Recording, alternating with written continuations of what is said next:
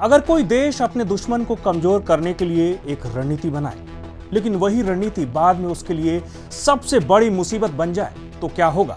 क्या middle east में अभी कुछ ऐसा ही हो रहा है? क्या ईरान को कमजोर करने की कोशिश में अमेरिका अब अपने ही बनाए जाल में फंसता दिखाई दे रहा है? नमस्कार, मैं हूं राहुल बंसल। इन्हीं सभी सवालों के जवाब जानेंगे आज के इस वीडियो में।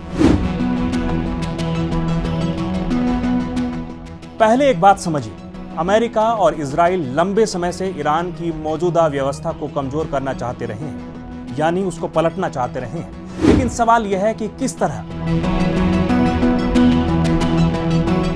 एक रणनीति ये मानी जाती रही है कि ईरान के अंदर मौजूदा असंतुष्ट जातीय समूहों को सक्रिय किया जाए ताकि देश के अंदर ही दबाव बढ़े और सरकार कमजोर पड़ जाए।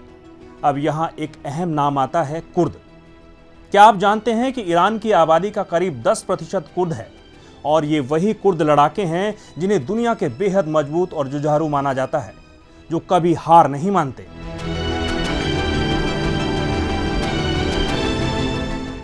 सीरिया में जब ISIS के खिलाफ लड़ाई चल रही थी, तब इन्हीं कुर्द लड़ाकों को अमेरिका का सपोर्ट और सैन्य ट्रेनिंग भी मिली थी।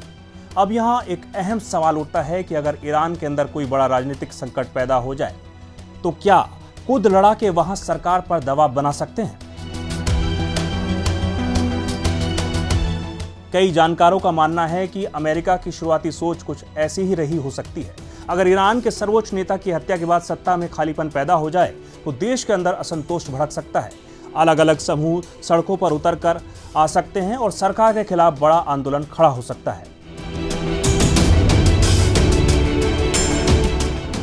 यानी सवाल सीधा है, क्या ईरान के अंदर से ही सत्ता पर दबाव बनाया जा सकता है? लेकिन अभी तक ऐसा कुछ नहीं हुआ।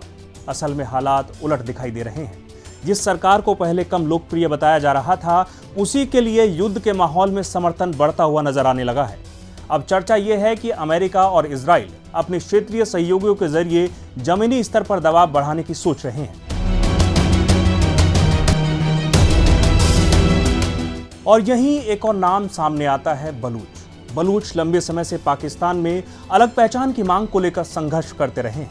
उन्होंने चीन पाकिस्तान आर्थिक गलियारे यानी CPEC का भी विरोध किया है। लेकिन अब जरा सोचिए, अगर अमेरिका कुर्द या बलूच जैसे समूहों का ईरान के खिलाफ इस्तेमाल करता है, तो क्या ये संघर्ष सिर्फ ईरान तक सीमित रहेगा या फिर पूरा इलाका अस्थिर हो सकता है?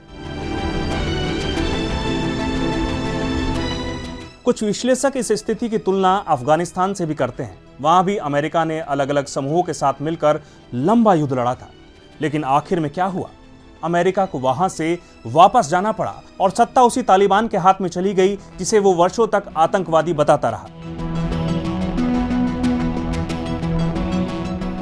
ईरान के मामले में भी स्थिति आसान नहीं मानी जाती। ईरान की राजनीतिक व्यवस्था मजबूत धार्मिक नेटवर्क और सामाजिक समर्थन पर टिकी हुई बताई जाती है। कुम और मशहद जैसे धार्मिक केंद्र वहां की व्यवस्था में बड़ी भूमिका निभाते हैं और व्यापारिक समुदाय भी इन संस्थानों को आर्थिक सहयोग देता रहा है।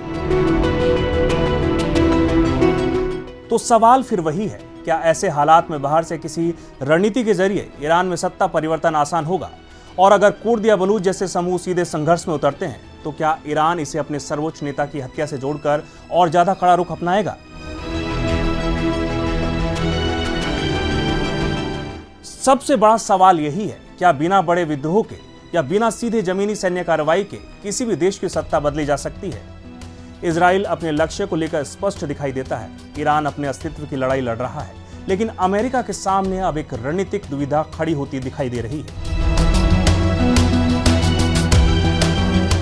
तो क्या वाकई अमेरिका आज उसी जटिल स्थिति में फंसता दिख रहा है, जिसकी बुनियाद उसने कभी ईरान की सत्ता को पलटने की कोशिश में रखी थी? यही सवाल आज मिडिल ईस्ट की राजनीति को और भी पेचीदा बना रहा है। तो फिलहाल इस वीडियो में इतना ही। बने रहिए ETV भारत के साथ।